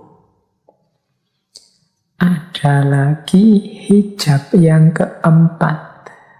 Hijab yang keempat ini salah atau sesat orientasi. Kalau salah itu memang jalannya keliru, kalau sesat itu ya kayak orang tersesat. Jadi orang tersesat itu kadang-kadang maunya benar tapi di tengah jalan melenceng. Ini orientasinya sesat. Bukan sesat kufur atau sesat yang sering kita bikin makian ke orang, dasar sesat, tidak begitu. Tidak sedalam itu, tapi sesat salah orientasi itu mungkin kita benar di atas semuanya, tidak ada lagi yang mengotori kita dari dosa, maksiat, keterikatan, kebanggaan diri. Sehingga kita mulia di hadapan Allah, kita menempuh jalan yang lurus. Tapi ada kalanya Allah menguji kita dengan beberapa kenikmatan atau kesulitan. Sehingga tidak sadar kita sesat orientasinya. Arahnya tidak Allah lagi. Nah, ini juga jadi hijab. Ya saya contohkan begini. Misalnya, amal baik, sedekah.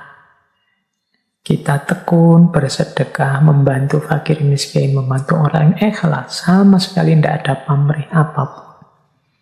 Akhirnya oleh Allah, rezeki kita dilipat gandakan seperti janjinya. Kita tambah kaya, tambah kaya. Nah, begitu sadar bahwa Allah ini melipat gandakan hartaku karena aku rajin sedekah dengan ikhlas. Enaknya sedekahku tak tambah lagi biar Allah lebih melipat gandakan lagi.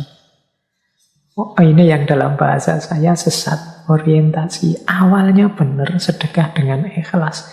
Tapi begitu oleh Allah diuji dengan kelimpahan rezeki yang lebih banyak, akhirnya sesat orientasi. Sekarang dia fokusnya gimana caranya rezekinya lebih banyak lagi.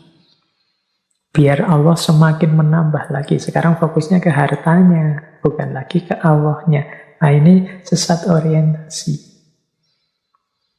Mungkin kita beribadah, apalah tahajud, puasa, Senin Kemis, duha, pokoknya amal ibadah kita luar biasa. Sehingga oleh Allah kemudian kita diuji dengan karomah-karomah kecil.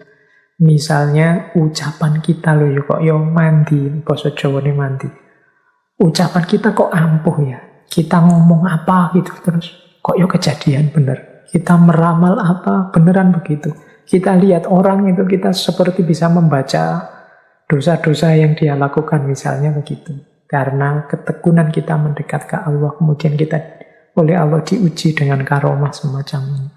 Itu kalau tidak hati-hati. Karomah-karomah ini kemudian melahirkan tadi kebanggaan diri atau sesat orientasi.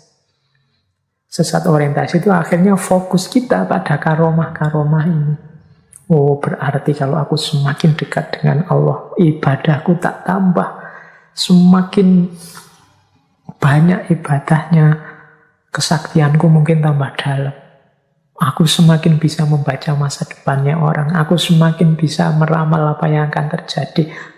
Orang yang menyalahiku akan takluk dengan sendirinya, jatuh dengan sendirinya. Nah, sekarang orientasinya ke sini. Ke karomah-karomah, ke kelebihan-kelebihan yang padahal itu hakikatnya ujian dari Allah. Ini juga mengotori kaca batin kita. Meskipun di level yang lebih tinggi. Ini yang dalam bahasa saya sesat orientasi. Hati-hati. Apakah itu dosa, kemaksiatan, keterikatan duniawi, atau ego, kebanggaan diri. Ini kan mudah dideteksi karena negatif. Tapi kadang-kadang yang positif-positif juga membuat kita sesat orientasi. Kita lupa bahwa arah kita adalah rahmatan lil alamin dan ilaihi roji'un. Menyebarkan cahaya ke sekeliling kita dan kembali kepada Allah. Jadi berarti jalan kita yang sejati adalah jalan kembali pada Allah. Tidak yang aneh-aneh dan macam-macam, termasuk yang duniawi, yang sakti-sakti, yang dahsyat-dahsyat. Jadi tidak itu. Itu semua kalau tidak hati-hati akan menjadi hijab. Baik, kita lanjutkan. Kalau kita sih yang awam ya, teman-teman yang ngaji malam hari ini, kita levelnya mungkin masih harus bertarung dengan dosa dan maksiat ya kadang-kadang.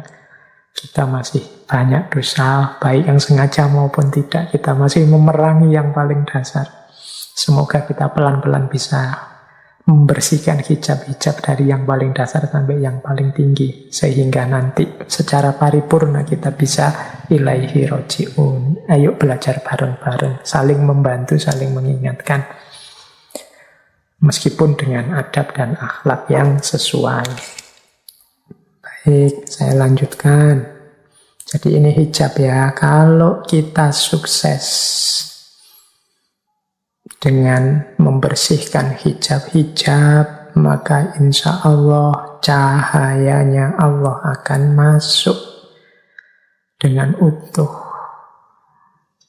Jadi hadir dengan sempurna.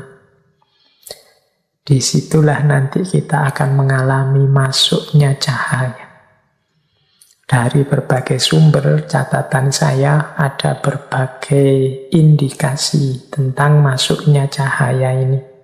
Indikator-indikator hadirnya cahaya. Ini bagi yang mengalami saja. Yang tidak mengalami insya Allah nanti mengalami kalau kita serius. Ini kalau dalam dunia sufi istilahnya macam-macam. Ada yang menyebutnya kasyaf, ada yang menyebutnya syahadah, musyahadah, ada yang menyebutnya makrifat. Cirinya apa? Cahaya itu masuk dalam diri kita. Kaca cahaya kita terang oleh cahayanya Allah. Ini indikator pertama. Ini dimensi rasanya. Ini berarti kalau dimensi rasa yang ngalami, yang ngerti adalah exciting. Exciting itu saya tulis dalam bahasa Inggris ya, karena keyboardnya susah kalau dalam bahasa Arab. Exciting itu gembira. Jadi seperti gembiranya kita kalau mendapat kebahagiaan yang besar. Sehingga yang lain-lain kecil semua. Mungkin bayangkan ya mudahnya kamu nembak orang yang kamu taksir. Bertahun-tahun kamu incer, akhirnya kamu tembak dan diterima. Itu kan exciting, senangnya luar biasa. Kalau engkau mendekat ke Allah dengan serius, tiba-tiba hanya kebahagiaan saja yang engkau rasakan.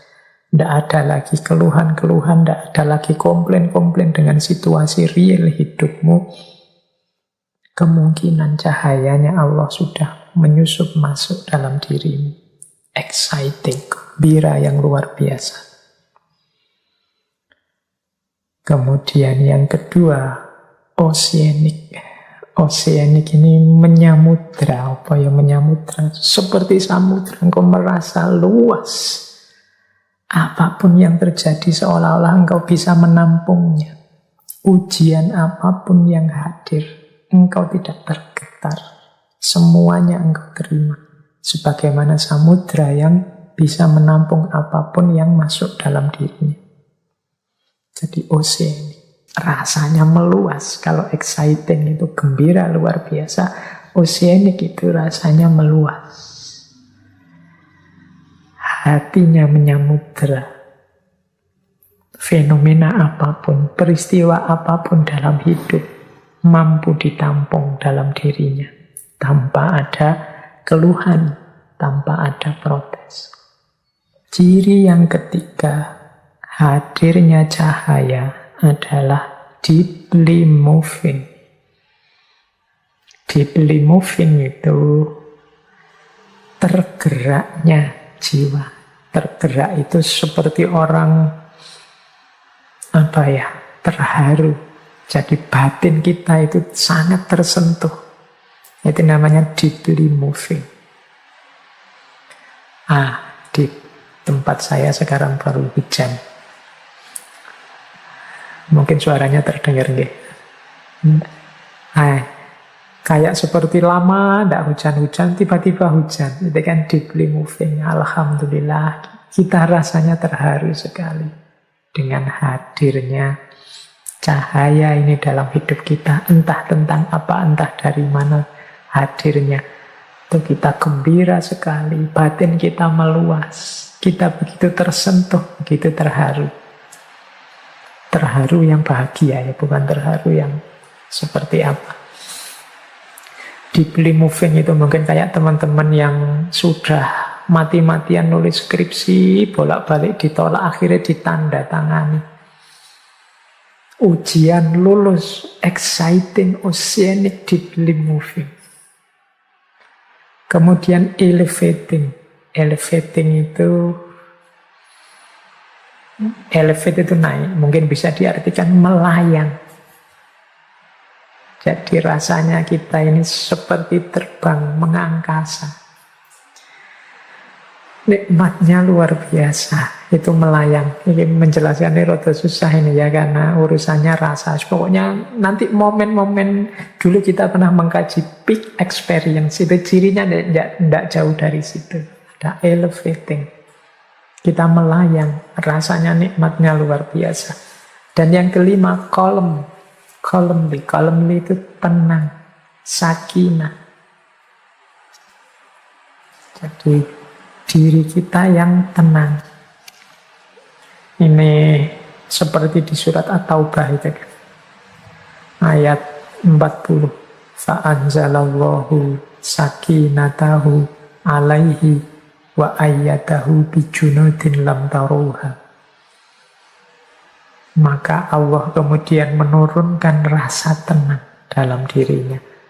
Wa ayyadahu bijunudin lam taruha. Dan Allah menguatkannya, membantunya dengan bala tentara atau malaikat-malaikat yang tidak terlihat.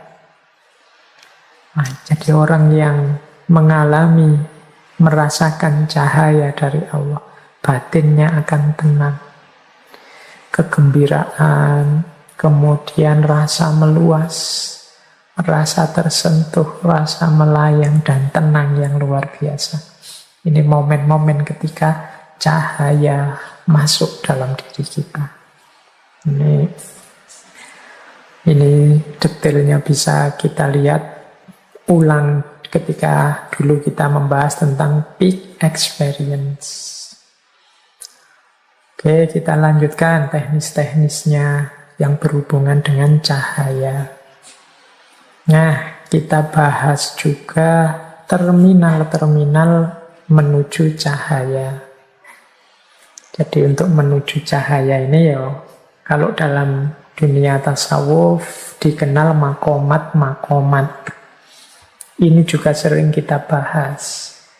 Secara umum ada beberapa terminal untuk kita menuju cahaya.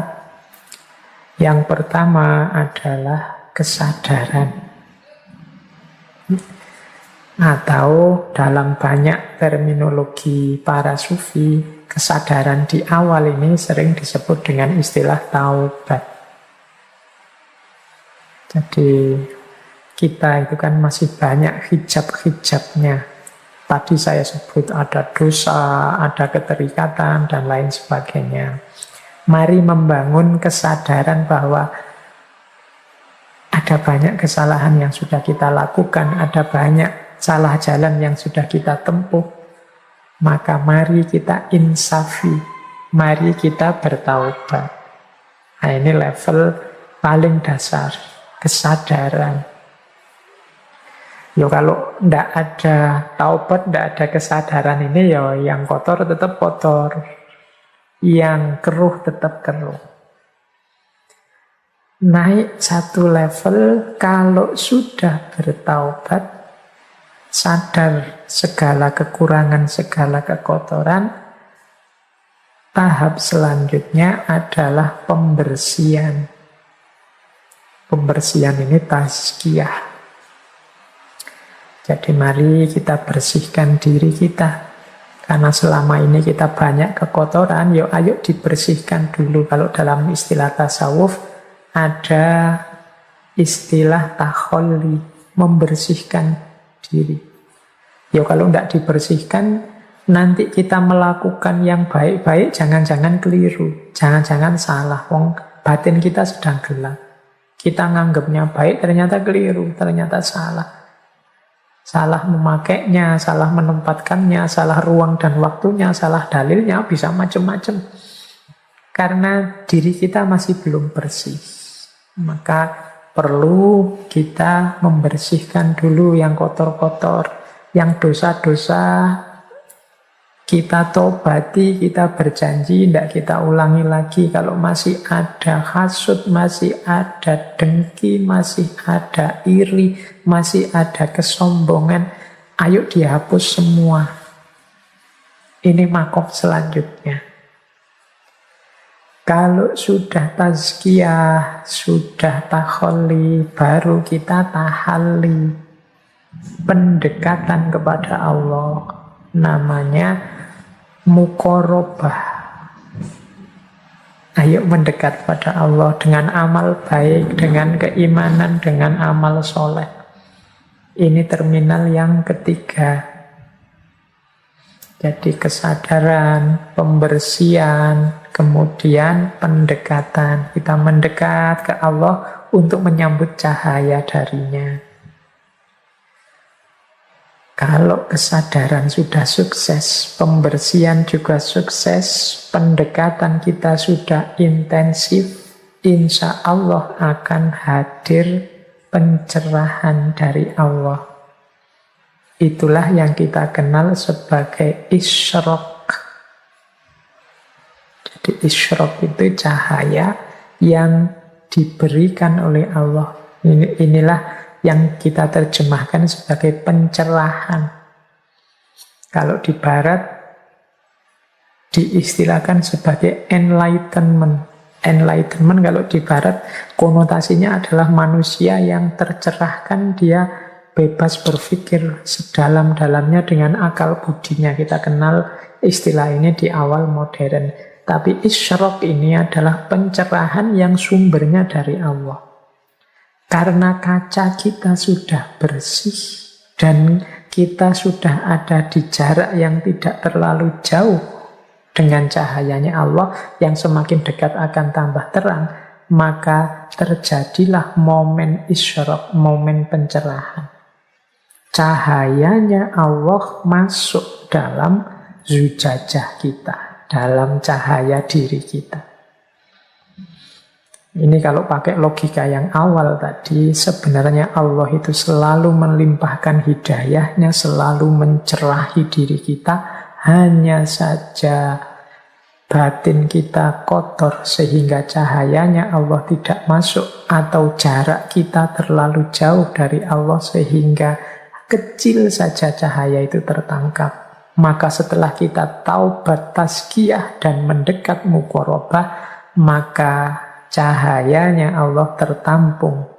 Cahayanya Allah masuklah dalam diri kita. Itulah momen isyraq.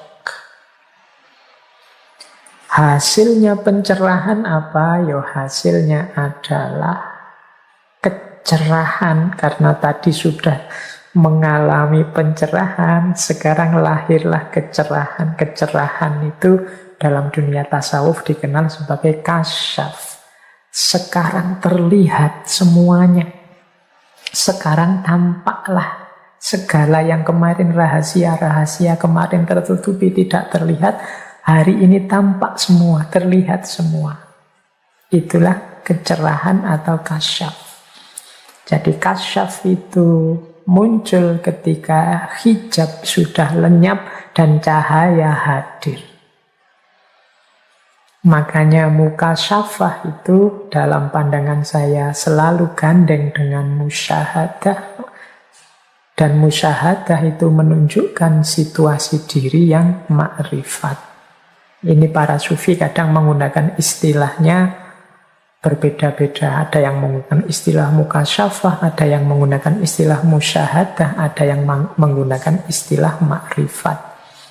Mukasyafah itu berarti yang dilihat adalah momen ketika jiwa kita jernih sehingga semuanya terbuka. Kasyaf itu kan terbuka. Semuanya sekarang terlihat. Kalau musyahadah ini merujuk momen karena semuanya terlihat, sekarang aku musyahadah. Bisa menyaksikan semuanya. Yang kemarin terhijab oleh macam-macam. Dan karena aku sudah mampu musyahadah, maka sekarang diri ini kategorinya ma'rifat.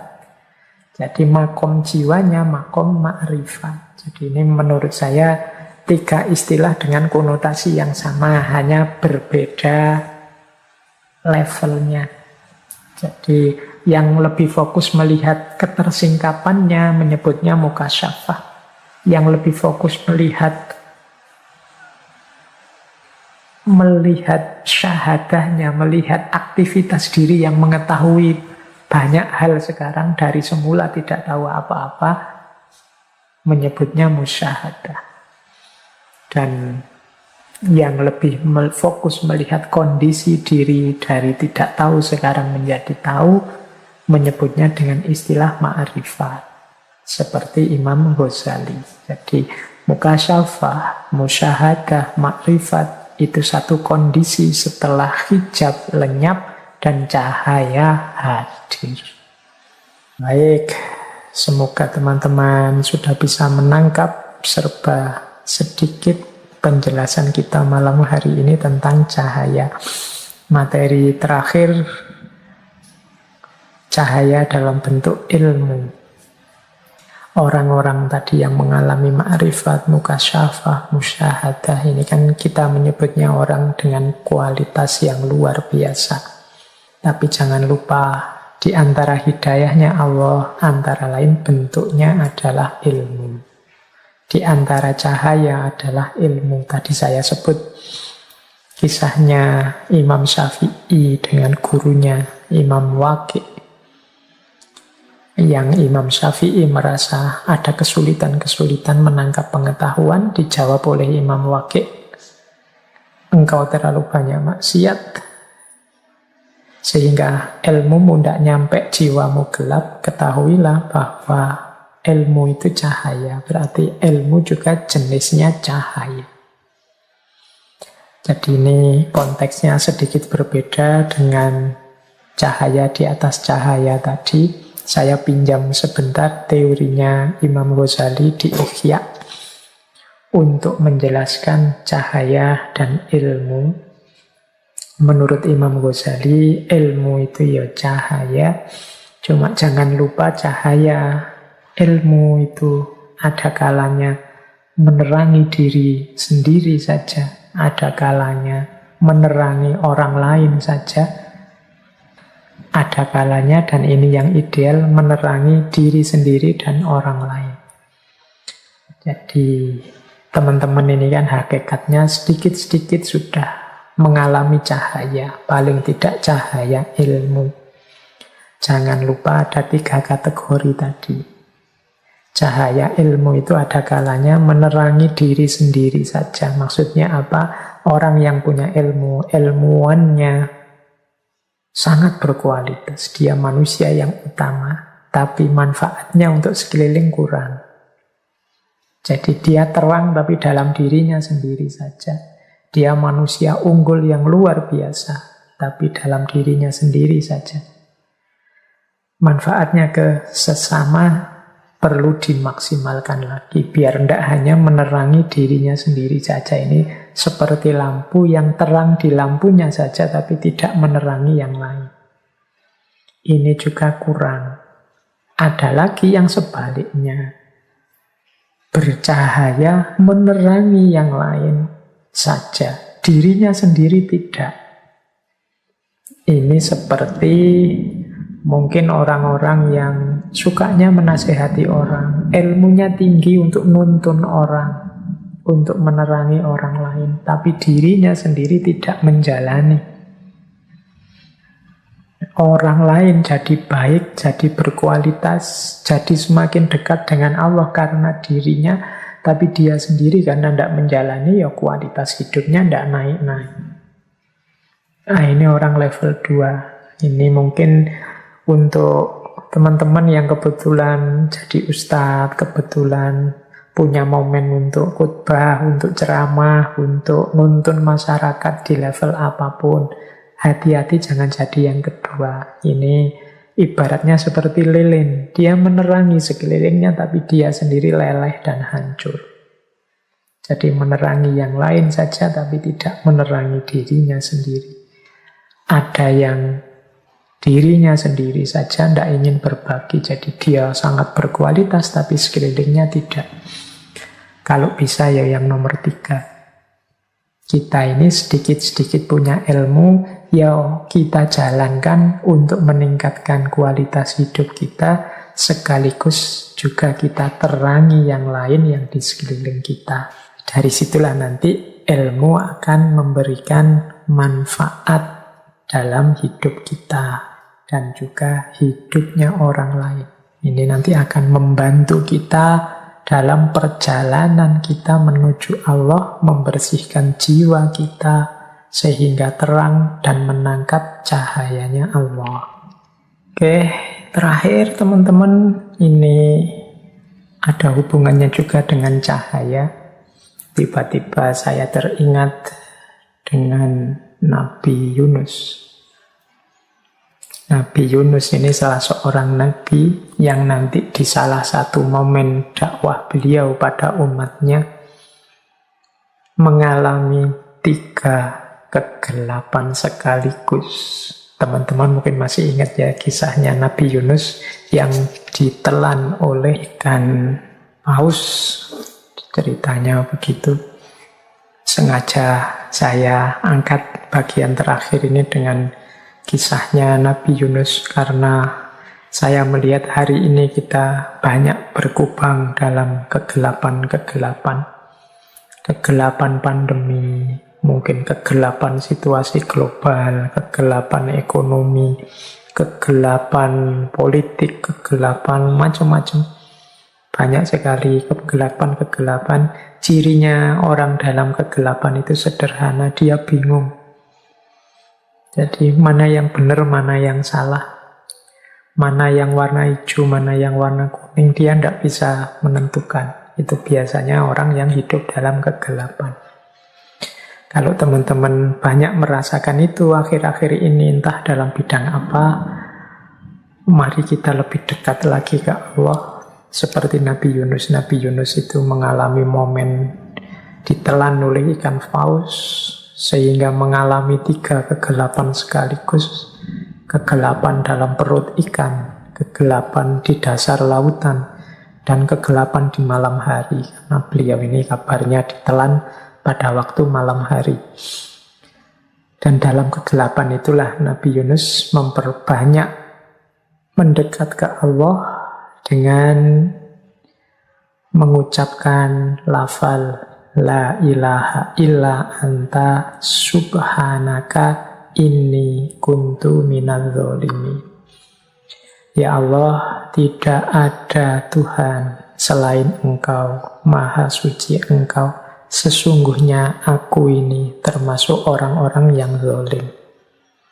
Jadi dalam kalimat ini ada kepasrahan total kepada Allah, sekaligus pengakuan bahwa akulah yang banyak melakukan kezaliman selama ini, akulah yang banyak melakukan kesalahan selama ini, aku ini hambamu yang banyak melakukan kekeliruan. Nah, dalam kebingungan-kebingungan kita, mari kita perbanyak kalimat dari Nabi Yunus ini plus kesadarannya. Jadi kita sadari bahwa mungkin segala kebingungan, segala kegelapan hari ini itu antara lain karena andilku sendiri dengan kezaliman-kezaliman di levelku. Maka aku bertobat dan aku pasrah sepenuhnya kepada Allah. La ilaha illa anta subhanaka inni kuntu minadz zalimin. Baik, saya kira itu teman-teman sesi kita malam hari ini. Kurang lebihnya mohon maaf, silahkan dicari sisi-sisi yang relevan untuk hidup teman-teman semua dari sesi malam hari ini. Kurang lebihnya mohon maaf. Wallahul muwaffiq, wallahu a'lam bissawab. Wassalamualaikum warahmatullahi wabarakatuh.